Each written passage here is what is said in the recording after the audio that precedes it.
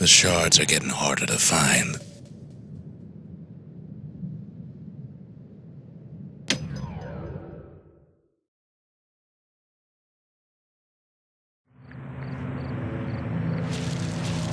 Not everything blew up in the calamity.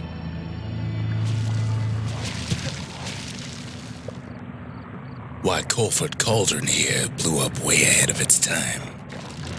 The cauldron boiled over some 300 years ago. They say it filled the skies with ash and the lakes with molten rock.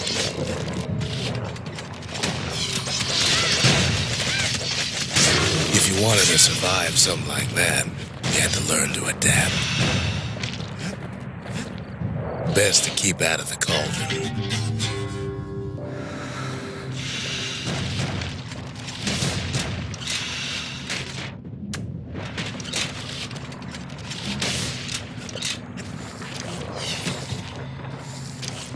It takes a certain stubborn pride to keep on living in a place like this. As for us, we learned an awful lot from Colford Cauldron.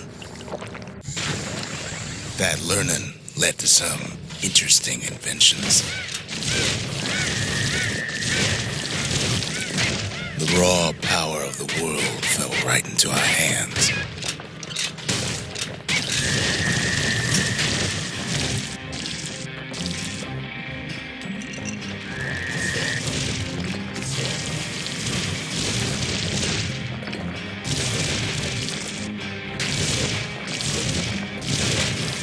Playing with the cauldron's fires became an addiction.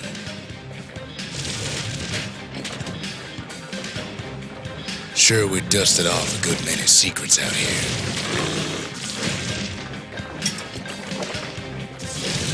But we discovered other things we're better off not knowing. The taste of air so hot it sticks to your lungs.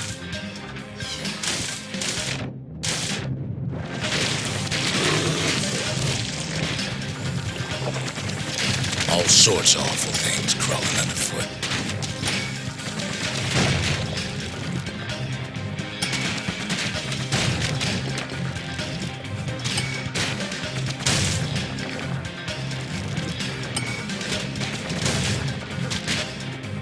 You can cook those things, but you can't eat them. Never thought we'd find so much life in all that ash. The more ash we swept aside, the more life we found.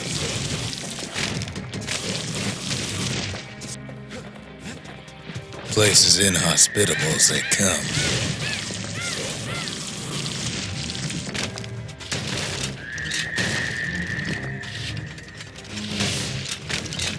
But still we pressed on. After all, when we looked down inside Colford Cauldron,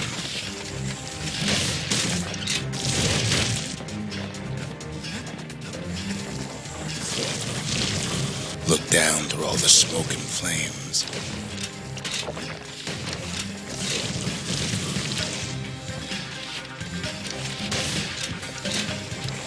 we saw in there the heart of the world, the heart now laid bare by the calamity.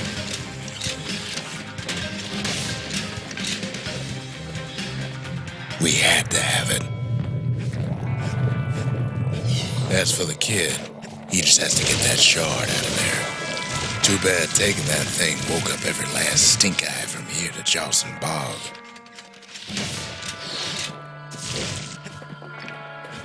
Luckily, the cauldron cooked up a little shortcut for him. Sure, it ain't the most convenient path.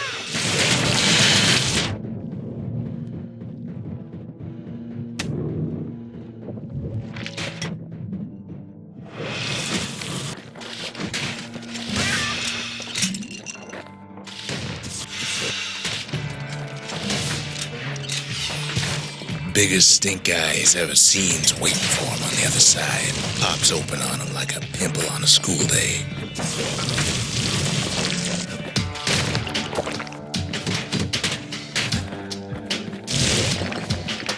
And where there's one stink eye, there's always more.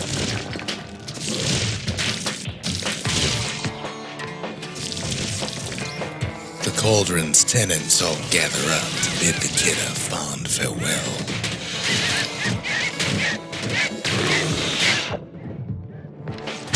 Kid don't shed any tears for him, though. With a good spyglass, he can still see the cauldron from the city.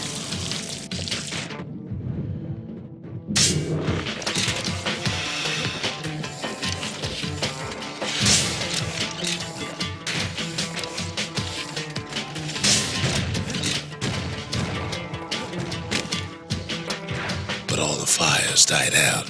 There's nothing left of it.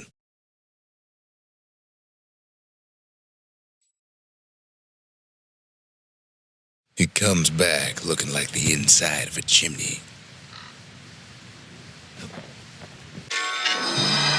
The shard works like a charm. You can hear the monument's heartbeat again.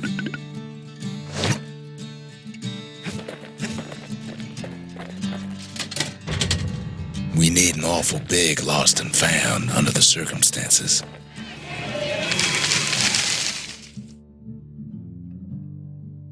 The culture, a still life of old unwanted keepsakes. We're all a little short on friends these days, so that's a welcome sight.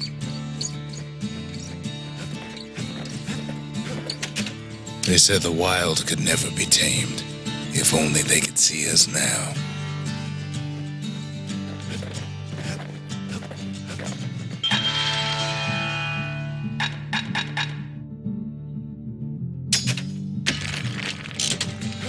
Can't be too careful these days.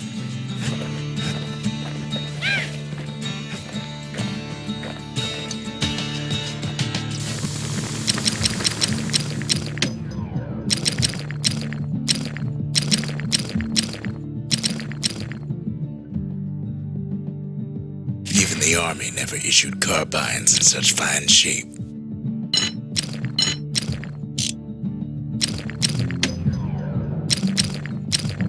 Points just don't get any sharper than that.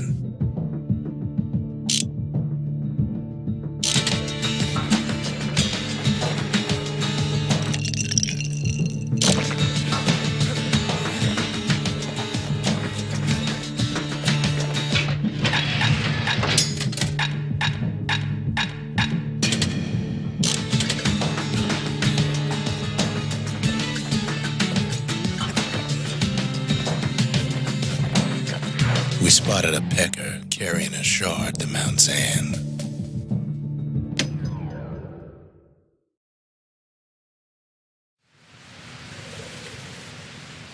Can't rightly call Mount Zan the mountain anymore. There's no more mountains now. There's no place left for the beasts of the wild to go.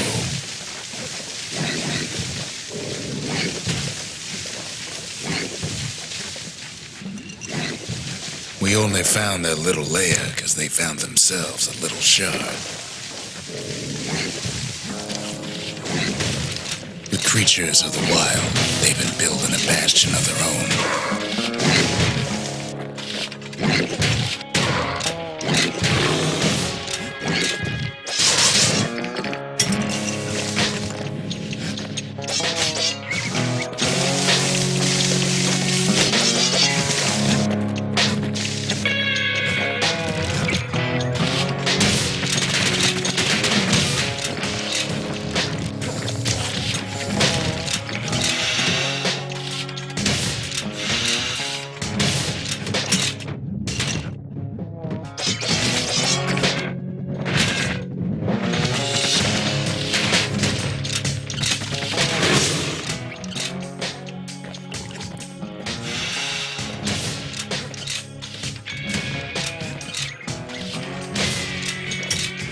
Best thing we can do for those beasts right now is put them down quick and clean.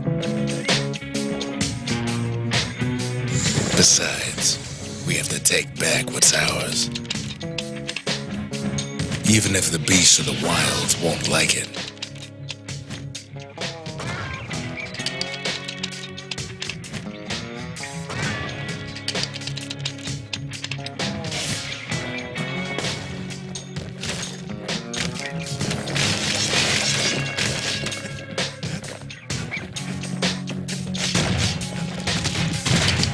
Look at it this way.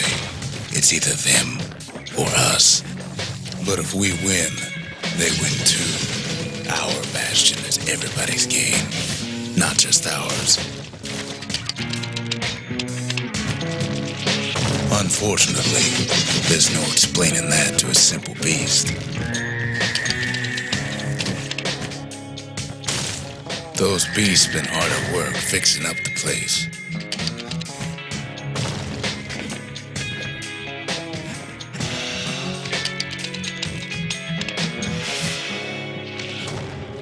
They've rounded up their survivors, just like we have.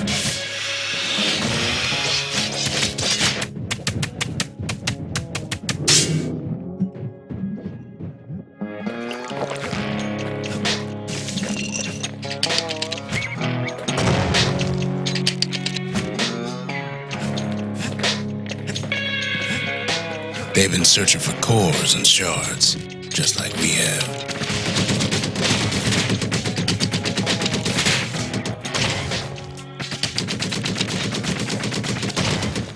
Maybe they've thought about turning back, just like we have. We just really need their shard.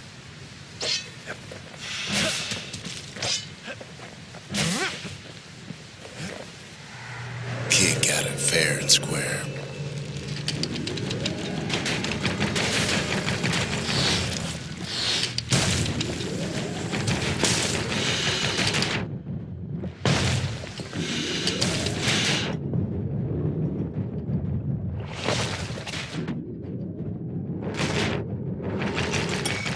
You don't need to keep tangling with all those things.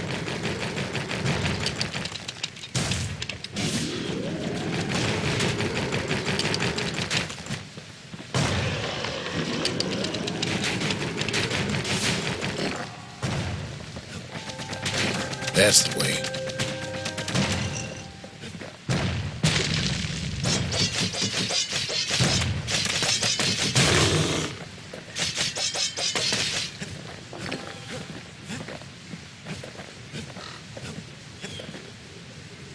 He's done what's best for him, don't you worry.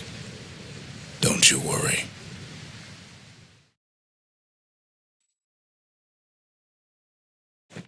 We'll all be better off once the Bastion is complete.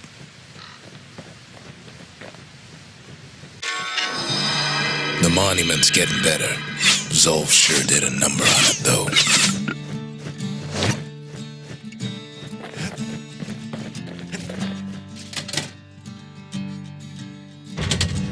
The memorial may be finished, but our part is far from over.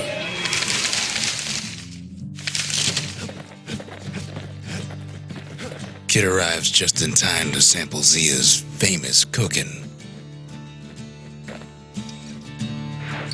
He wolfs down too much too fast, and it all goes to his head.